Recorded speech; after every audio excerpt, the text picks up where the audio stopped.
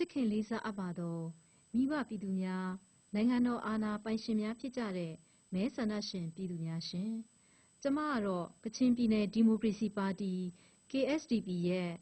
ဗဟိုအလုပ်မှုဆောင်ကော်မတီဝင်နဲ့ပြောရေးဆိုခွင့်ရှိသူဒေါက်တာနန်းစင်းလူအောင်ဖြစ်ပါတယ်အခုလိုမိမိတို့ပါတီနဲ့သက်ဆိုင်တဲ့အကြောင်းအရာတွေကို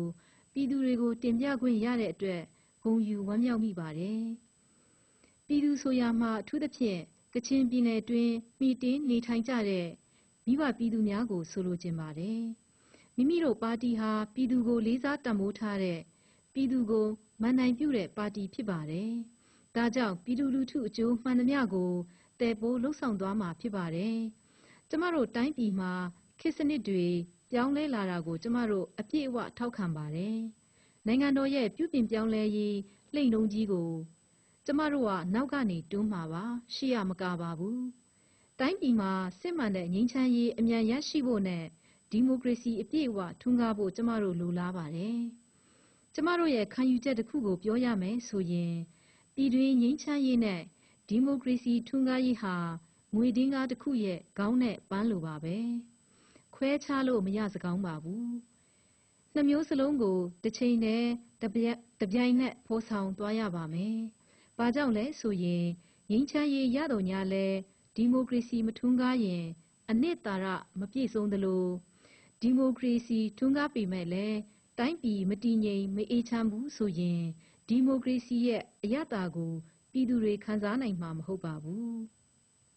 တစ်ချိန်တည်းမှာမူရစီဝါနှိမ်နင်းရေးအလုပ်ကိုလည်းအားစိုက်ပြီးလှုပ်ဆောင်ဖို့လိုအပ်ပါတယ်တိုင်းပြည်အေးချမ်းပြီးဒီမိုကရေစီထွန်းကားပေမဲ့လည်းပြည်သူတွေကဘိန်းစားတွေဖြစ်ကုန်တယ်ဆိုရင်အဲ့ဒီတိုင်းပြည်ဟာဘလို့ပုံစံဖြစ်သွားမလဲလူတွေပျော်ပျော်ရွှင်ရွှင်နေထိုင်နိုင်ပါမလားဖွံ့ဖြိုးတိုးတက်နိုင်ပါမလားတိတ်ခါရှိပါမလားဆိုတာကိုမိဘပြည်သူများစဉ်းစားကြည့်ရင်သိနိုင်မှာပါပြည်ထောင်စုသမ္မတမြန်မာနိုင်ငံတော်တဝန်းလုံးမှာမှီတင်းနေထိုင်ကြတဲ့ပြည်ထောင်စုဘွားတိုင်းရင်းသားရဟန်းရှင်လူပြည်သူလူထုတရက်လုံးဟာနိုင်ငံတော်တွင်တည်တံ့ခိုင်မြဲတဲ့ငြိမ်းချမ်းရေးရရှိပြီးဒီမိုကရေစီစနစ်အပြည့်အဝပေါ်ထွန်းလာဖို့လိုလားတောင့်တလျက်ရှိကြပါတယ်။လဲနေလေအောင်မြင်းဆောင်မကြံလူမျိုးဘာသာသာသနာမခွဲခြားပဲပြည်သူလူထုတရက်လုံးတစည်းတစ်လုံးနဲ့နီးမှန်လမ်းမှန်တက်တက်ကြွကြွလက်တွဲဆောင်ရွက်နိုင်မှသာတိုင်းပြည်မှာဒီမိုကရေစီအမှန်တကယ်ထွန်းကားလာနိုင်မှာဖြစ်ပါတယ်။အဲဒီလိုဖြစ်ပေါ်လာဖို့အတွက်ကချင်ပြည်နယ်အတွင်းမှီတင်းနေထိုင်ကြတဲ့တိုင်းသားများအားလုံးကလည်းလက်တွဲဝန်းရံပါဝင်လှုပ်ရှားကြရမှာဖြစ်ပါတယ်။မျက်မှောက်ကာလမှာနိုင်ငံတော်အတွင်းပါတီစုံဒီမိုကရေစီစနစ်ကိုစတင်ကျင့်သုံးနေပြီဖြစ်ပါတယ်။အဲဒါကြောင့်ကျမတို့ပါတီဟာလည်း2013ခုနှစ်ဒီဇင်ဘာလ10ရက်နေ့မှာကချင်ပြည်နယ်ဒီမိုကရေစီပါတီအမည်နဲ့တရားဝင်ဖွဲ့စည်းထူထောင်ခဲ့ပါတယ်။ပါတီရဲ့မှတ်ပုံတင်နံပါတ်ကတော့69ဖြစ်ပါတယ်။ကချင်ပြည်နယ်ဒီမိုကရေစီပါတီမှာကချင်ပြည်နယ်အတွင်းမှီတင်းနေထိုင်ကြတဲ့ဒေသခံတိုင်းရင်းသားပြည်သူများကချင်ပြည်နယ်ဇာတိသားများဖြစ်ပြီးအခြားဒေသများသို့ယာယီရောက်ရှိနေသူများလူမျိုးကိုးကွယ်သည့်ဘာသာကြားမှမခွဲခြားပဲမည်သူမဆိုပါဝင်နိုင်ပါတယ်။ကချင်ပြည်နယ်ဒီမိုကရေစီပါတီဟာကချင်ပြည်နယ်သူပြည်နယ်သားအားလုံးနဲ့ပါတီဝင်ထုတရက်လုံးကိုကိုးစားပြုတဲ့ပါတီဖြစ်ပါတယ်။ကချင်ပြည်နယ်ဒီမိုကရေစီပါတီဟာကချင်ပြည်နယ်သူပြည်နယ်သားများအားလုံးနဲ့ပါတီဝင်ထုတရက်လုံးရဲ့အကျိုးစီးပွားအတွက်မမိတ်မတုံရှေ့ရှုဆောင်ရွက်သွားပါမယ်။မိမိတို့ပါတီထူထောင်ခြင်းရဲ့ရည်ရွယ်ချက်ကိုလည်းတင်ပြလိုပါတယ်။တိုင်းရင်းသားလူမျိုးပေါင်းစုံမှီတင်းနေထိုင်ကြတဲ့ကျမတို့ရဲ့နိုင်ငံတော်ကိုပင်လုံကတိကဝတ်နဲ့အညီစစ်မှန်တဲ့ပြည်ထောင်စုဖက်ဒရယ်စနစ်နဲ့တည်ဆောက်ပြီးတိုင်းရင်းသားများကိုယ်ပိုင်ပြဋ္ဌာန်းခွင့်ကိုကြမ္မာကိုဖန်တီးခွင့်ကိုယ်ပိုင်အုပ်ချုပ်ရေးနဲ့တန်းတူအခွင့်အရေးများရရှိပြီးလွတ်လပ်ခြင်းတရားမျှတခြင်းညီညွတ်ခြင်းတည်းဟူသောလောကပါလတရား၃ပါးထွန်းကားဖို့လိုအပ်ပါတယ်။သို့မှသာပြည်သူများအားလုံးအချင်းချင်းယုံကြည်မှုရရှိခြင်းတန်းတူအခွင့်အရေးရရှိခြင်းလွတ်လပ်ခြင်းဒီမိုကရေစီစနစ်ကျင့်သုံးခြင်းနဲ့မွေးရပါလူအခွင့်အရေးအပြည့်အဝရရှိပြီးထာဝရငြိမ်းချမ်းသာယာဝပြောဖွ ဖွံ့ဖြိုးတိုးတက်တဲ့နိုင်ငံတည်ဆောက်သွားနိုင်မှာဖြစ်ပါတယ်။ပြည်ထောင်စုရဲ့အဖွဲ့ဝင်နိုင်ငံတစ်ခုဖြစ်တဲ့ကချင်ပြည်နယ်ဟာလည်းအထက်ပါအချက်လက်များနဲ့ပြည့်စုံပြီးပြည်내သူပြည်내သားများအားလုံးအချင်းချင်းလူမျိုးဘာသာမခွဲခြားပဲသွေးစည်းညီညွတ်ကြကာပြည်내ရဲ့တိုးတက်ရာတိုးတက်ကြောင်းကောင်းကျိုးအဖျားဖျားပေါ်ထွန်းလာရေးမှာလက်တွဲဆောင်ရွက်သွားကြပြီးတာယာဝပြောတဲ့ပြည်내တစ်ခုအဖြစ်ရပ်တည်သွားနိုင်ဖို့ရည်ရွယ်ပြီးကချင်ပြည်내ဒီမိုကရေစီပါတီကိုထူထောင်ခဲ့ခြင်းဖြစ်ပါတယ်။ပါတီရဲ့အဓိကမူဝါဒကိုပြောရမယ်ဆိုရင်နိုင်ငံရေးပါတီတရားမှာပြည်သူလူထုရဲ့လူမှုဘဝနဲ့သက်ဆိုင်တဲ့ကိစ္စအဝဝတို့ကိုတာဝန်ယူဆောင်ရွက်ပေးဖို့တာဝန်အပြည့်အဝရှိတယ်လို့ခံယူပါတယ်။ပါတီရဲ့လုပ်ငန်းဆောင်တာများကိုလုပ်ကင်ဆောင်ရွက်ရမှာလဲအတိတ်ကာလမှာဖြစ်ပျက်ခဲ့သမျှတွေကိုသင်ခန်းစာယူပြီးပြစ္ဆုတ်ပံလက်ရှိအချိန်အခါအခြေအနေနဲ့သဟဇာတဖြစ်အောင်ပြုမှုဆောင်ရွက်ပြီးကောင်းမွန်တိုးတက်အောင်မြင်တဲ့အနာဂတ်ကိုဖော်ဆောင်သွားကြရမှာဖြစ်ပါတယ်။ကချင်ပြည်နယ်ဒီမိုကရေစီပါတီဟာကမ္ဘာကုလသမဂ္ဂပဋိညာဉ်စာတမ်းမှာပါရှိတဲ့လူ့အခွင့်အရေးဆိုင်ရာစည်းမျဉ်းနဲ့ဒီမိုကရေစီလုပ်ထုံးလုပ်နည်းတွေကိုအစွမ်းကုန်လိုက်နာကျင့်သုံးရေးမူကိုအကောင်အထည်ဖော်သွားမှာဖြစ်ပါတယ်။အဲ့ဒီမူကိုအခြေခံပြီးမိမိတို့ကချင်ပြည်နယ်ဒီမိုကရေစီပါတီဟာနိုင်ငံရေးမူဝါဒ၈ချက်ကိုအောက်ပါအတိုင်းချမှတ်ထားပါတယ်။၁ကချင်ပြည်နယ်ဒီမိုကရေစီပါတီဟာပြည်သူလူထုကိုဗဟိုပြုပြီးပြည်သူလူထုအကျိုးကိုအမြင်ရှိရှုတဲ့နိုင်ငံရေးပါတီတစ်ရပ်ဖြစ်ပါတယ်။နှစ်ကချင်ပြည်နယ်ဟာပြည်ထောင်စုသမ္မတမြန်မာနိုင်ငံတော်အတွင်းရှိအမျိုးသားပြည်နယ်တစ်ပြည်နယ်ဖြစ်တဲ့အတွက်ကြောင့်ပြည်နယ်ရဲ့အကျိုးစီးပွားကိုဖျက်ဆီးထိပါးစေတဲ့လုပ်ရပ်မှန်သမျှကိုထိရောက်စွာဟန့်တားတိုက်ဖျက်သွားပါမယ်။၃ပြည်ထောင်စုရဲ့အဖွဲ့ဝင်တစ်ခုဖြစ်တဲ့ကချင်ပြည်နယ်ထောင်ဆင်တည်တံ့ခိုင်မြဲရေးကိုလိုလားပါတယ်။၄ပြည်ထောင်စုဖွံ့ဖြိုးတိုးတက်ပြီးတာယာဝပြောဖို့တည်တံ့ခိုင်မြဲတဲ့ငြိမ်းချမ်းရေးဟာမရှိမဖြစ်လိုအပ်ပါတယ်။ဒါကြောင့်ပြည်တွင်းငြိမ်းချမ်းရေးအပြည့်အဝရရှိဖို့တက်ကြွစွာပူးပေါင်းပါဝင်ဆောင်ရွက်သွားပါမယ်။၅ပြည်ထောင်စုသမ္မတမြန်မာနိုင်ငံတော်ဟာတိုင်းရင်းသားပေါင်းစုံမှီတင်းနေထိုင်ကြတဲ့နိုင်ငံတစ်နိုင်ငံဖြစ်တဲ့အတွက်တိုင်းပြည်အေးချမ်းသာယာပြီးဖွံ့ဖြိုးတိုးတက်လာဖို့တိုင်းရင်းသားစည်းလုံးညီညွတ်ရေးဟာမရှိမဖြစ်လိုအပ်ပါတယ်။ဒါကြောင့်တိုင်းရင်းသားစည်းလုံးညီညွတ်ရေးအပြည့်အဝရရှိလာရေးမှာ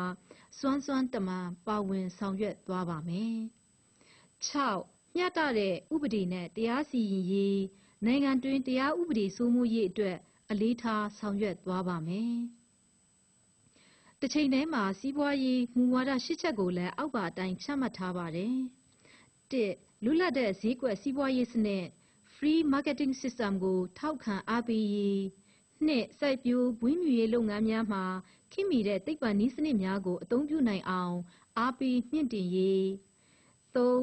ပုံမှန်ကူးသန်းရောင်းဝယ်ရေး Normal Trade ကိုအားပေးမြှင့်တင်ရေး၄ပြည်내ဖွံ့ဖြိုးတိုးတက်ရေးအတွက်ပြည်내တွင်းရှိသယံဇာတများကိုစနစ်တကျစီမံခွင့်ရရှိစေပြီးတူးဖော်သုံးစွဲရေး၅သမဝယမနဲ့ပုဂ္ဂလိကလုပ်ငန်းများပိုမိုရှင်သန်တိုးတက်လာအောင်အားပေးမြှင့်တင်ရေး၆ပြည်တွင်းပြည်ပယင်းနှီးမြှုပ်နှံမှုနဲ့ဖက်စပ်လုပ်ငန်းများကိုအားပေးမြှင့်တင်ရေးခုနှစ်ပြည်내တိုင်းရင်းသားစီးပွားရေးလုပ်ငန်းရှင်အများအပြားပေါ်ထွန်းလာရေးကိုအားပေးလှုပ်ဆောင်ရေး၈ခေတ်မီတဲ့စီးပွားရေးလုပ်ငန်းအသစ်များကိုရှာဖွေဖော်ထုတ်ရာမှာအားပေးကူညီဆောင်ရွက်ရေးတို့ဖြစ်ပါတယ်။ပါတီရဲ့ရှေ့လုပ်ငန်းစဉ်များကိုတင်ပြရမယ်ဆိုရင်၁ကချင်ပြည်နယ်အတွင်းတည်တံ့ခိုင်မြဲတဲ့ငြိမ်းချမ်းရေးရရှိပြီးတနေ့တခြားပိုမိုတာယာဝပြောဖို့ဖွံ့ဖြိုးတိုးတက်လာပြီးပြည်ထောင်စုရဲ့ခိုင်ခန့်တဲ့အထောက်အကူပြုပြည်내တစ်ခုဖြစ်လာအောင်အစွမ်းကုန်ကြိုးပမ်းဆောင်ရွက်သွားပါမယ်။၂ကချင်ပြည်내အတွင်းမှီတင်းနေထိုင်ကြတဲ့တိုင်းရင်းသားများအားလုံးစည်းလုံးညီညွတ်စွာအတူတကွနေထိုင်သွားနိုင်အောင်အမျိုးသားရင်ကြားစေ့ရေးကိုမဖြစ်မနေတည်ဆောက်သွားပါမယ်။၃ကချင်ပြည်내အတွင်းဒီမိုကရေစီစနစ်ပိုမိုပြည်ပင်ရှင်သန်လာအောင်ကြိုးပမ်းဆောင်ရွက်သွားပါမယ်။၄ လူသားအရင်းအမြစ်ဖွံ့ဖြိုးတိုးတက်ရေးကိုဦးစားပေးဆောင်ရွက်သွားပါမယ်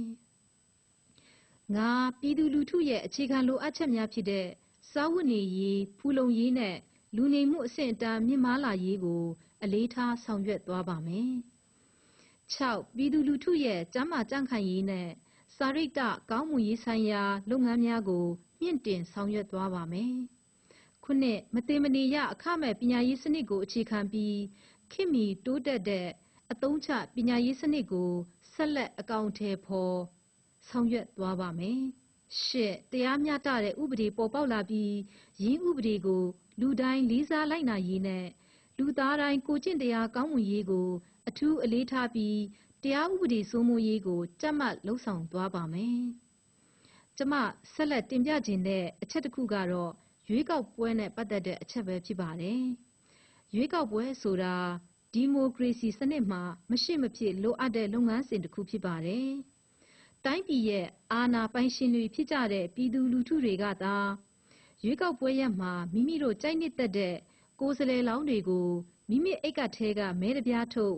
မဲထက်ရွေးချယ်လိုက်ပြီးတိုင်းပြည်ကိုအုပ်ချုပ်စေတဲ့အခင်းအကျင်းဟာရွေးကောက်ပွဲပဲဖြစ်ပါတယ်။ဒါကြောင့်လာမယ့်ရွေးကောက်ပွဲမှာတိုင်းပြည်ကိုမြန်မြန်ဆန်ဆန်ပြောင်းလဲစေချင်သူတိုင်းမှန်မှန်ကန်ကန်မဲပေးဖို့အလွန်အရေးကြီးလာပါတယ်။အစိုးရရဲ့တာဝန်ဟာ